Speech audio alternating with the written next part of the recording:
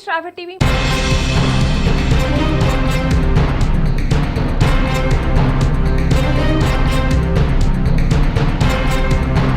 కలియుగ ప్రత్యక్ష దైవం శ్రీ వెంకటేశ్వర స్వామి కొలువైన తిరుమల తిరుపతి క్షేత్రం నిత్య కళ్యాణం పచ్చ తోరణం అన్న చందంగా ఉంటుంది. స్వామివారిని దర్శించుకోవటానికి నిత్యం దేశ విదేశాల నుంచి లక్షలాది మంది భక్తులు వస్తుంటారు. ఇలా అనునిత్యం తిరుమల క్షేత్రం భక్త పారవశ్యంతో ఎల్లప్పుడూ కలకలలాడుతూనే ఉంటుంది. దానికి తగినట్లుగానే తిరుమల తిరుపతి దేవస్థానం ఎప్పటికప్పుడు కీలక చర్యలు తీసుకుంటూనే ఉంటుంది. అలాంటి తిరుమల క్షేత్రంలోనే ఓ భక్తుడు వడ్డీ కాస్ట్లవాడి హుండీకే కన్నం పెట్టాడు. ఈ ఘటన ప్రస్తుతం చర్చనీయాంశంగా మారింది. ఇక వివరాల ప్రకారం తిరుమల శ్రీవారి దర్శనానికి వచ్చిన తమిళనాడుకు చెందిన భక్తుడు దొంగలా మారాడు. దేవదేవుడి హుండీపైనే కన్నేసి చోరీకి పాల్పడ్డాడు. సీసీ కెమెరా మానిటరింగ్ చేస్తున్న జ్ఞానేంద్ర అనే ఆపరేటర్ గుర్తించి విజిలెన్స్ అధికారులకు సమాచారం ఇచ్చాడు.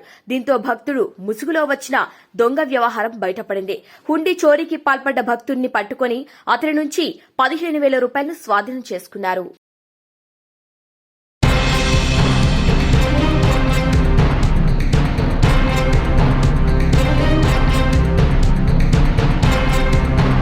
సిబిఐ, ఈడీ పేర్లతో పాటు సైబర్ నేరగాళ్లు బాధితులను భయపెట్టించడంలో 1930 నెంబర్ను కూడా వాడుతూ అమాయకులను బ్లాక్మెయిల్ చేస్తున్నారు.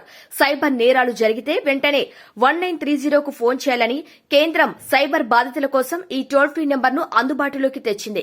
సైబర్ నేరాలపై ఈ నెంబర్కు ఫిర్యాదు చేయాలి. అయితే సైబర్ నేరగాళ్లు ఈ నెంబర్ను కూడా తమకు అనుకూలంగా మార్చుకుంటూ మోసాలకు పాల్పడుతున్నారు. ఎక్కువగా డిజిటల్ అరెస్టులలో ఈ నెంబర్ను నేరగాళ్లు వాడుతున్నారు. మోసమని అనుమానం వచ్చి సైబర్ పోలీసులకు చెబుతామంటున్నారు.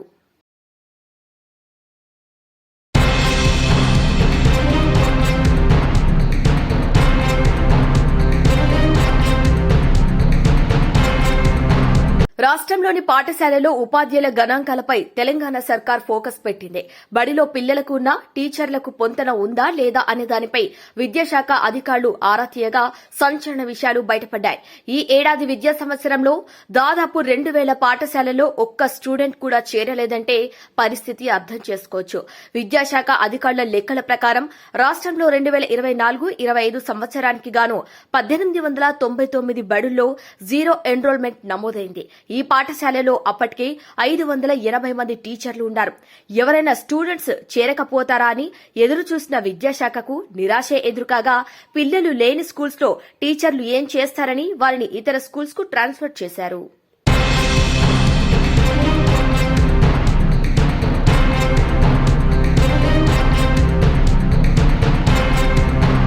సీఎం రేవంత్ రెడ్డి నిన్నటి ప్రెస్ మీట్ అంతా ఫ్రస్ట్రేషన్, నిరాశ, నిస్పృహతో కనిపించిందని బీఆర్ఎస్ వర్కింగ్ ప్రెసిడెంట్ కేటీఆర్ ఎద్దేవా చేశారు.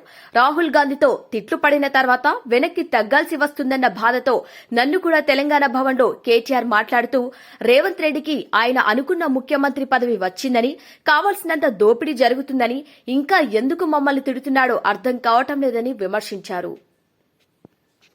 బీఆర్ఎస్ పార్టీని సంప్రదిస్తే మిమ్మల్ని ప్రైవేట్ హాస్పిటల్లో కూడా చేర్పించి మిమ్మల్ని కాపాడుకునే ప్రయత్నం మేము చేస్తాము.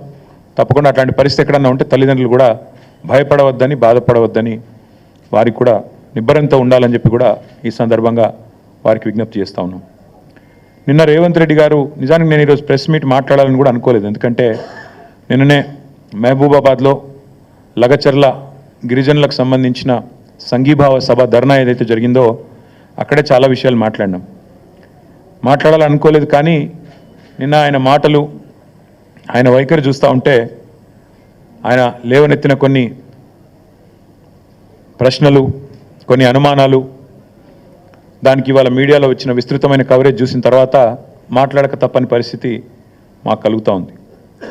ఎట్లా ఉంది ఈరోజు అంటే, నిజంగా చూస్తూ ఉంటే ఆయన ప్రెస్ మీట్ చూస్తే అసహనము, ఫ్రస్ట్రేషను, ఒక నిస్పృహ, అంటే నేను వెనక్కి తగ్గాల్సి వచ్చింది అనే ఒక ఈగోయిజము, రాహుల్ గాంధీతో తిట్లు పడ్డ తర్వాత, ఢిల్లీకి వెళ్ళి మొట్టికాయలు పడ్డ తర్వాత సహజంగానే ఉండే కోపం అవన్నీ వెలకెక్కి నన్ను కూడా పర్సనల్గా నానా బూతులు తిట్టినాడు. నాకైతే చూస్తే ఒకటే అనిపించింది, ఇప్పుడు రేవంత్ రెడ్డి గారు 10-15 సంవత్సరాలుగా అందరికీ చెప్తా ఉండేటోడు ఎప్పటికైనా ముఖ్యమంత్రిని అవుతానని. మరి ముఖ్యమంత్రి అయిన తర్వాత కూడా ఇంత ఫ్రస్ట్రేషన్ ఎందుకు? ముఖ్యమంత్రి అయిన తర్వాత కూడా రోజు కేసీఆర్ని తిట్టుడెందుకు? ముఖ్యమంత్రి అయిన తర్వాత కూడా రోజు మా మీద ఏడుపులు ఎందుకు? కావాల్సిన పదవి వచ్చింది, కావాల్సినంత దోపిడీ జరుగుతూనే ఉంది నీకు నిరాటంకంగా. మరి అట్లాంటప్పుడు ఇంత ఫ్రస్ట్రేషన్ ఎందుకో నాకైతే అర్థం కావడం లేదు. నిన్న ఆయన వైఖరి చూస్తుంటే నాకైతే ఒకటే అనిపించింది, చిట్టినాయుడు గారికి చిప్పు దొబ్బింది అనిపించింది. ఎందుకంటే ఆయన మాటలు, ఆయన వైఖరి నిన్న అసలు ఏం మాట్లాడుతున్నారో కూడా తెలియనంత ఒక ఏదో పిచ్చి రిపోర్ట్ రిలీజ్ చేసినాడు నిన్న. ఇవన్నీ బీఆర్ఎస్ హయాంలో విడుదల చేసిన అదానికి ఇచ్చిన ప్రాజెక్టులు అంటాడు. అరే ఎంత మూర్ఖత్వం అంటే దీనికి నాకు ఏం చెప్పాలో కూడా అర్థం కావట్లేదు. ఎంత మూర్ఖత్వం అంటే ఇందులో నేషనల్ హైవే ప్రాజెక్టులు, జాతీయ రహదారుల ప్రాజెక్టులు బీఆర్ఎస్ ప్రభుత్వం ఇచ్చిందంటాడు. ఈయన మొన్నటిదాకా ఎంపీగా పనిచేసిండు. జాతీయ రహదారుల ప్రాజెక్టులు రాష్ట్ర ప్రభుత్వం ఇస్తుందండి ఎక్కడన్నా? మరి గడ్కరీ గారు ఇక్కడ పనిచేస్తుండా, అక్కడ పనిచేస్తుండా? ఈయన మొన్నటిదాకా అక్కడున్నాడా, ఇక్కడున్నాడా? అసలు ఈరోజు ఎక్కడున్నాడు? మాకే అర్థం కావట్లేదు. అంటే ఇంత మూర్ఖంగా, ఇంత మొండిగా ప్రజల యొక్క తెలివితేటల్ని తక్కువ అంచనా వేసి నోటికొచ్చినట్టు వాగుతాను. మంత్రిత్వ శాఖ జాతీయ ఉపరితల రవాణా అంటే నేషనల్ సర్ఫేస్ ట్రాన్స్పోర్ట్, గడ్కరీ గారు మంత్రి. ఆయన డిపార్ట్మెంట్ టెండర్లు పిలిచి అందులో అదానికి దేశమంతా వర్కులు వచ్చినాయి, ఈడొచ్చినాయి. అది మా కంట కడతానంటే ప్రజలు పిచ్చివాళ్ళు కాదు. ఇవాళ మా జర్నలిస్టు మిత్రులకు కూడా అన్నీ తెలుసు. ఏదో నువ్వు చెప్తున్నావు కాబట్టి వింటున్నారు, కానీ నిజానికైతే అప్పుడే ప్రశ్నించాలా మీరు కూడా, సార్ అవి జాతీయ రహదారులు కదా అని. అడగలేదు ఎవరు, కాబట్టి ఇప్పుడు నేను చెప్తున్నా. రెండవది రక్షణ శాఖకు సంబంధించి అసలు మాకు చాలా ఆశ్చర్యంగా ఉంది. రక్షణ శాఖ రాష్ట్ర ప్రభుత్వ ఆధీనంలో ఉంటుందండి. రాజ్నాథ్ సింగ్ గారు ఏం చేస్తున్నారు మరిగా? రక్షణ శాఖ మంత్రి ఆయనకి ఎందుకు మరి?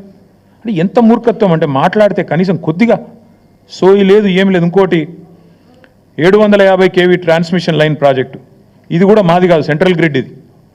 అరే ఇవన్నీ గింత పిచ్చిగా, గింత మూర్ఖత్వంగా, గింత అవగాహన రాహిత్యంతో ముఖ్యమంత్రి మాట్లాడితే ఆయన ఏమనాలా చిప్పు దొబ్బిందనకపోతే ఇప్పుడు దయచేసి నేను మీడియా మిత్రులను కూడా కోరుతా ఉన్నా, ఏది పడితే అది ముఖ్యమంత్రి నోట్లోంచి రాగానే అవేం భగవద్గీత అయిపోదు, అందులోకి వచ్చేటి అని శ్లోకాలు అయిపోవు. ఆయన మాట్లాడే దానిలో కూడా సరుకుందా, సబ్జెక్ట్ ఉందా, లేదా అంతా బబరాజమానం భజగోవిందమా అడగాలి కదా. మనం కూడా అక్కడ కూర్చున్న వాళ్ళం ఎదురుగా జర్నలిస్టులుగా డెఫినెట్గా ఆయన నిలదీయాలి. అది కేంద్ర ప్రభుత్వ ప్రాజెక్టు కదా సార్, నువ్వు ఎందుకు పిచ్చి పిచ్చిగా మాట్లాడుతున్నావు అని ఒక్కరన్నా అడగాలి కదా. అయితే ఇంకా ఆశ్చర్యం, ఇంకా చాలా ఆయన మాట్లాడుతూ ఉంటే డ్రై పోర్టు కూడా కేంద్ర రాష్ట్ర ప్రభుత్వాల సంయుక్త ఆధ్వర్యంలో చేసేది, దానికి కూడా కేంద్ర ప్రభుత్వం అనుమతి ఇవ్వాలి. వాళ్ళతో సహకరించి, ఎందుకంటే మనకు ల్యాండ్ లాక్ స్టేట్, మనకు సముద్ర తీరం లేదు కాబట్టి డ్రై పోర్ట్ అనేది ప్రతిపాదన మనం తీసుకొచ్చినాం. దానికి కూడా కేంద్ర ప్రభుత్వంతో ఇంకా సంప్రదింపులు చేస్తూనే ఉన్నాం, ఎవరికి ఏమి ఇవ్వలేదు. అది కూడా ఇచ్చినట్టుగా చూపెట్టినాడు. ఇంకా విచిత్రం, ఇక సారు ఇదివరకు కూడా లక్ష్మయ్య సార్ కూడా ఐటీ మినిస్టర్గా పనిచేసినారు, వారికి తెలుసు. పాపం చిట్టినాయుడికి ఏమో తెలియదు, ఎవడని చెప్తుంటాడా అంటే వినడు, అదో పెద్ద బాధ. ఆయన ఎంత మూర్ఖుడు అంటే, మేము కేసీఆర్ గారి ప్రభుత్వంలో రెండు దఫాలుగా మైక్రోసాఫ్ట్ నుంచి 31,000 కోట్ల పెట్టుబడులు డేటా సెంటర్ రంగంలో తీసుకొచ్చాం. ఒకటి ఫిబ్రవరి 2022లో 15,000 కోట్ల పెట్టుబడి, జనవరి 2023 సంవత్సరంలో 16,000 కోట్ల పెట్టుబడి. ఇవి రెండు కూడా నేను మీకు ప్రెస్ కటింగ్లు ఇస్తాను, చూసుకోండి. మేము ఓపెన్గా బాజాప్తా మైక్రోసాఫ్ట్ పెద్దలు సత్యనాదెల్ల గారి నుంచి మొదలు పెడితే వాళ్ళ వివిధ అధికారులను కలిసి ఒప్పించి మెప్పించి హైదరాబాద్లో ఉండే సానుకూల పరిస్థితులు వివరించి, ఇక్కడి ప్రభుత్వం యొక్క మంచి విధానాలు వివరించి మొత్తం 31,000 కోట్ల పెట్టుబడి మైక్రోసాఫ్ట్ డేటా సెంటర్లు, వాటికి మేము సాధించాం. ఈ ముఖ్యమంత్రి గారి పరిజ్ఞానం ఎంత అంటే, వీటిని నిన్న ఆయన విడుదల చేసిన దానిలో మైక్రోసాఫ్ట్ డేటా సెంటర్లను ఆయన ఏం విడుదల చేసిండు నిన్న లిస్టులో? Adani data centre. ఇక ముఖ్యమంత్రి గారు ఎట్లాంటోడంటే, ఈయన పాపం ఈయనకు తెలియదు, ఇదివరకు కూడా ఒకసారి ఇట్లే మాట్లాడిండు. సత్యనాదెల్లా అని ఉన్నాడు, ఆయన ఎవరా విప్రో సీఈఓనా అని మాట్లాడిండు. ఇప్పుడు కూడా గంతే. మైక్రోసాఫ్ట్ డేటా సెంటర్ పెట్టుబడిని ఆనాడు కేసీఆర్ ప్రభుత్వం 31,000 కోట్లు సాధిస్తే అవగాహన లేకుండా, ఇప్పుడు మాట్లాడేటప్పుడు కనీసం అధికారులు చెప్పేదన్న వినాలి కదా. నువ్వు ముఖ్యమంత్రివి, నువ్వు తప్పు మాట్లాడితే రాష్ట్ర గౌరవం మంటగలుస్తుంది. ఏది పడితే అది మాట్లాడడం అనేది ఆయనకు మంచిది కాదు. ఇప్పుడైనా సవరించుకోని చెప్తా ఉన్నా చిట్టినాయుడు గారికి, ఇప్పుడైనా సవరించుకోండి. 31,000 కోట్ల పెట్టుబడి రాష్ట్రానికి వచ్చింది, నా జేబులకు పోలే, కేసీఆర్ గారి జేబులకు పోలే, రాష్ట్రానికి వచ్చింది. రాష్ట్ర సంపద పెంచే అంశం, రాష్ట్రానికి మంచి జరిగే అంశం. దీనివల్ల మైక్రోసాఫ్ట్ వచ్చిందంటే తర్వాత అమెజాన్ వచ్చింది, అది ఇంకా 36,000 కోట్ల పెట్టుబడి, $4.7 బిలియన్ పెట్టుబడి. ఇవి రెండు మా ప్రభుత్వంలో అత్యధిక FDI, మేము తీసుకొచ్చిన అత్యధిక ఫారెన్ డైరెక్ట్ ఇన్వెస్ట్మెంట్. ఇగో ఈ రెండు, అమెజాన్ అండ్ మైక్రోసాఫ్ట్. ఒకటి 31,000 కోట్లు, ఇంకోటి 36,300 కోట్లు. ఈ రెండు కలిపితేనే 67,000 కోట్లు. అంటే ఇది మా ప్రభుత్వం సాధించిన ప్రగతి. ఇక మీరు ఇంకేదో చూపెట్టిండు, ఏదో దొరకబట్టినట్టు ఈ ఫోటో చూపెట్టిండు. నేను అదానిని కలిసిన, బరాబర్ కలిసిన. ఎడబెట్టిన నేను కలిసి నా ట్విట్టర్లో నా అఫీషియల్ అకౌంట్లోనే పెట్టిన. నేను దాచుకున్నాను. నీ లెక్క 4 గంటలు రహస్య సమావేశాలు చేసినా, లేకపోతే చీకట్లో పోయి కోయినూరు రోడ్ల కాళ్ళు పట్టుకున్నాను.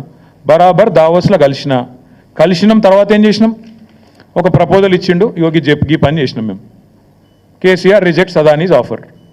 మేము నీ లెక్క మాకు ఏం చేసినా బాజాప్తా చేసినాం తప్ప బేజాప్తా చేసే కర్మ మాకు లేదు. అదానీని మేము ఎన్నడూ ఎంకరేజ్ చేయలే. మేము రెడ్ సిగ్నల్ చూపెట్టినాం, నువ్వు రెడ్ కార్పెట్ వేస్తున్నావు. ఇది వాస్తవం.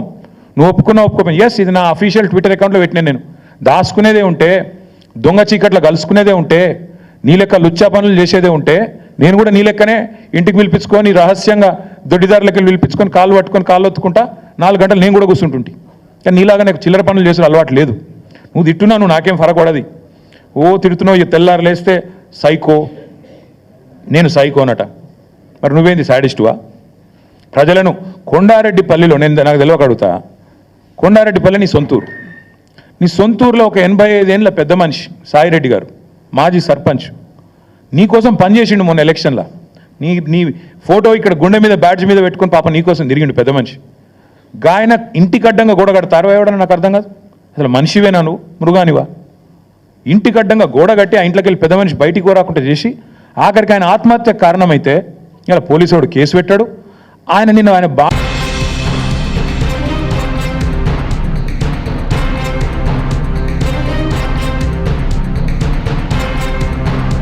విద్యార్థులు మరణిస్తున్నా ఈ ప్రభుత్వంలో చలనం ఉండదా అని మాజీ మంత్రి సింగిరెడ్డి నిరంజన్ రెడ్డి విమర్శించారు. ఫుడ్ పాయిజన్ కారణంగా అస్వస్థతకు గురై 20 రోజులకు పైగా చికిత్స పొంది గురుకుల విద్యార్థిని శైలజ మరణించిన మరుసటి రోజే మళ్లీ ఉమ్మడి పాలమూరులో ఫుడ్ పాయిజన్ ఘటన చోటు చేసుకోవడంపై ఆగ్రహం వ్యక్తం చేస్తున్నారు.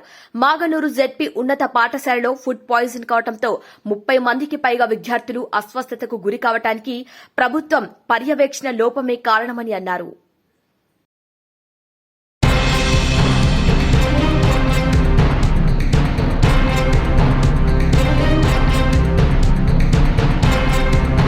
కర్నూలు జిల్లా పత్తికొండ మండల సర్వసభ్య సమావేశంలో ఎమ్మెల్యే కె శ్యామ్ కుమార్ పాల్గొన్నారు. ఈ సమావేశానికి మండల అధికారులు, ఎంపీటీసీలు, సర్పంచ్లు సర్వసభ్య సమావేశానికి హాజరయ్యారు. ఇక వివిధ శాఖలకు సంబంధించిన అధికారులు శాఖాపరమైన పనుల గురించి సమావేశంలో తెలియజేశారు. ఇక విద్యుత్ శాఖకు సంబంధించి ఉన్న సమస్యలను త్వరగా పరిష్కరించాలని విద్యుత్ శాఖ ఏఈకి తెలియజేశారు ఎమ్మెల్యే కె శ్యామ్ కుమార్. ఇక ఈ సందర్భంగా ఎమ్మెల్యే శ్యామ్ కుమార్ మాట్లాడుతూ ప్రధానంగా అధికారులు ఇరిగేషన్, అగ్రికల్చర్, ఎడ్యుకేషన్ వీటిపైన దృష్టి పెట్టాలని, రాజకీయాలకు అతీతంగా అందరూ కలిసికట్టుగా పనిచేయాలని అన్నారు. ఇట్లాంటి భూముల కోసం చాలా మంది తమిళనాడుతారు. మన కాడ మంచి భూములు ఉన్నాయి కానీ నీళ్లు లేకుంటే మరి చంద్రబాబు నాయుడు గారి వల్ల అప్పుడు ఎప్పుడో అయిపోయిన ప్రాజెక్టు ప్రస్తుతానికి ఇప్పుడు కంప్లీషన్ లేక మనం వచ్చాము. చాలా సంతోషమైన మాట అది. మరి ఆ కంప్లీషన్ అయిన తర్వాత ఈ నీళ్లు పారడం ఎప్పుడైతే స్టార్ట్ అవుతుందో మనం అప్పుడు అగ్రికల్చర్ పైన దృష్టి పెట్టాలి. అగ్రికల్చర్ పైన పెట్టి ఎప్పుడు కూడా మనం టమాటో అని అనకుండా మనము వేరే రకంగా వేరే ప్రొడ్యూస్ కోసం పోవాలి. మనం అది అగ్రికల్చర్ డిపార్ట్మెంట్ పైన అప్పుడు ఎక్కడ పోయినాడు అప్పుడే చెప్పను. అగ్రికల్చర్ దీనిపైన ఎక్కువ ఏదో పెట్టుకున్నాం. దీని గురించి ఈ డిపార్ట్మెంట్ మాట్లాడుతున్నాం. తమ్ముడు మనము నీ క్లాస్ టైం మనము డిస్కషన్ చేసినప్పుడు నీ బృందం అందరూ కలిసి ఏదైతే ఊర్లో ఉన్నారో అక్కడ పోయి మీరు సదస్సులు ఏర్పాటు చేసుకోవాల్సింది. ఇంత టమాటో పైన దృష్టి మళ్లించి వేరే ప్రొడ్యూస్ అంటే ఇప్పుడు ఎక్స్పోర్ట్ అయ్యే ప్రొడ్యూస్ చాలా మటుకు వస్తున్నాయి. బేబీ కార్న్, బేబీ పొటాటోస్, దాని తర్వాత లెటర్స్ అవన్నీ చెప్పి రకరకాలుగా అవన్నీ దానిపైన కూడా ఒక అవగాహన నేర్పియాలి. వాళ్ళందరినీ చెప్పాలి. అక్కడ సదస్సులు ఏర్పాటు చేయాలి. మనము ప్రస్తుతానికి అయితే ఈ 5 years లో నా తరఫు నుంచి అయ్యే program irrigation and agriculture maximum, దాని తర్వాత వచ్చి ఎడ్యుకేషన్, దాని తర్వాత వచ్చి కనెక్టివిటీ. దీంట్లో పైన 100%గా నేను వర్క్ చేస్తాను. ఇక్కడ ఉన్న సర్పంచ్లకి, ఎంపీటీసీలకు కూడా నా వినపి ఏమంటే మీరు దయచేసి డెవలప్మెంట్కి కూడా మీరు తోడ్పడాలా. మీ కాడ ఉండే ఫండ్స్, నేను తీసుకుని వచ్చే ఫండ్స్ కలిపి చేస్తే మన 100%గా పత్తికొండకి న్యాయం చేసుకొని మాత్రం బయట మనము మరి డెవలప్మెంట్ కాకుండా రాజకీయాలు చేసేది జరుగుతూనే ఉంటాయి. అవి దాన్ని పక్కన పెడతాము. రాజకీయాలు టైం వచ్చినప్పుడు రాజకీయాలు చేస్తాం, డెవలప్మెంట్ టైం వచ్చినప్పుడు డెవలప్మెంట్ పడతామని చెప్పి మీ అందరూ కూడా నా మనవి.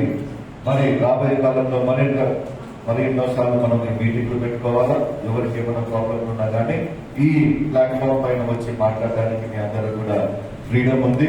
మీరు చెప్పినట్టు నేను చేస్తాను, నేను చెప్పేది కూడా మీరు చేయాలని కోరుతూ సెలవు తీసుకున్నాను. Thank you.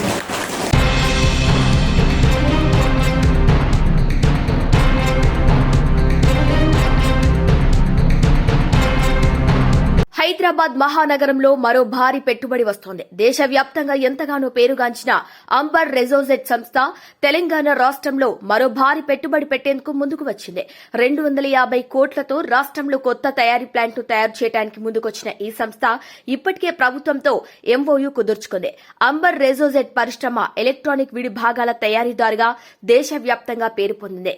రూమ్ ఏసీలు, వాషింగ్ మిషన్లు, డిష్ వాషర్లు, పారిశ్రామిక ఎయిర్ కండిషనర్లు వంటి పరికరాలకు ఈ సంస్థ ప్రముఖ ప్రమోటర్ గా ఉంది. హైదరాబాద్ కు ఈ పరిశ్రమ కొత్త ప్రాజెక్టు డెస్టినేషన్ గా ఎంచుకోవటం ప్రత్యేకంగా నిలుస్తోంది. ఈ ప్లాంట్ ఏర్పాటుతో వచ్చే 3 ఏళ్లలో 250 కోట్ల పెట్టుబడులు పెట్టనున్నట్లు కంపెనీ ప్రతినిధులు తెలిపారు.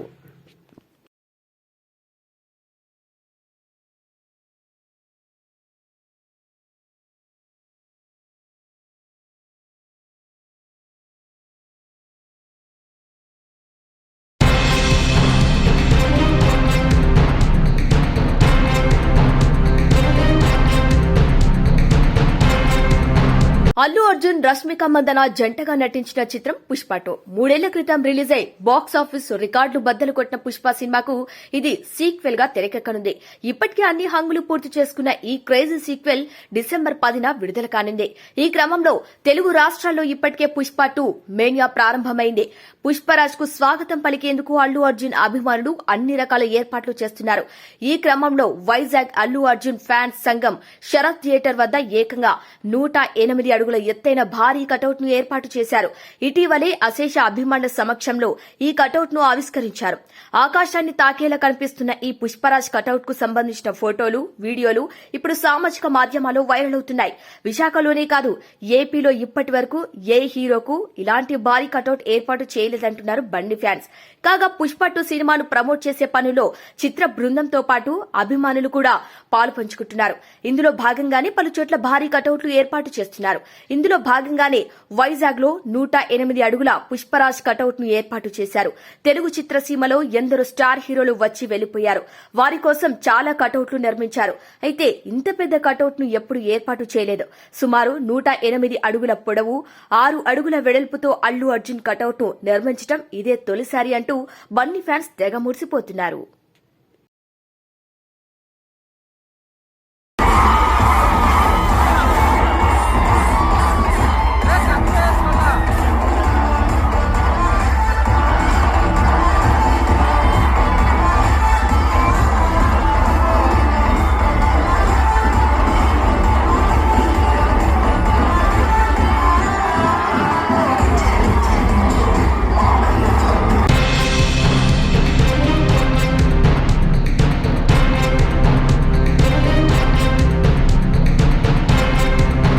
నారాయణపేట జిల్లా మాగునూరు జిల్లా పరిషత్ ఉన్నత పాఠశాలలో మరోసారి ఫుడ్ పాయిజన్ ఘటన చోటు చేసుకుంది.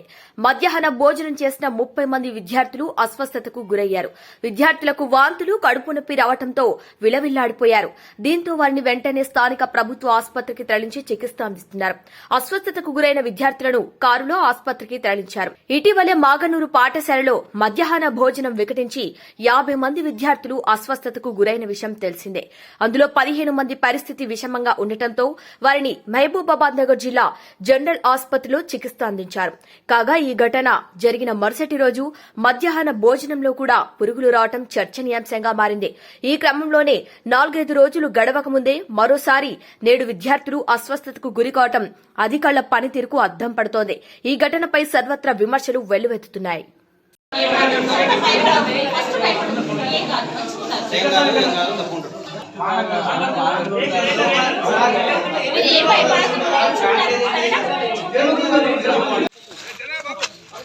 జై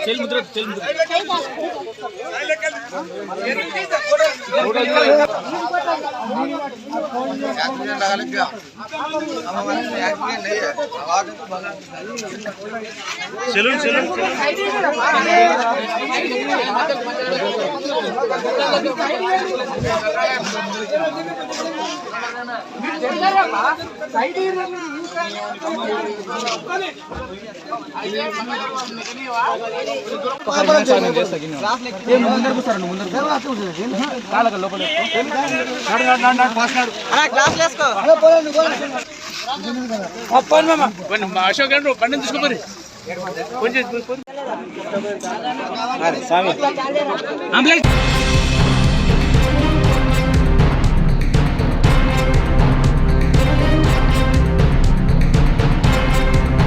ఇవి వాళ్ళ బులెటిన్ అప్డేట్స్. కీప్ వాచింగ్ స్ట్రాబె టీవీ.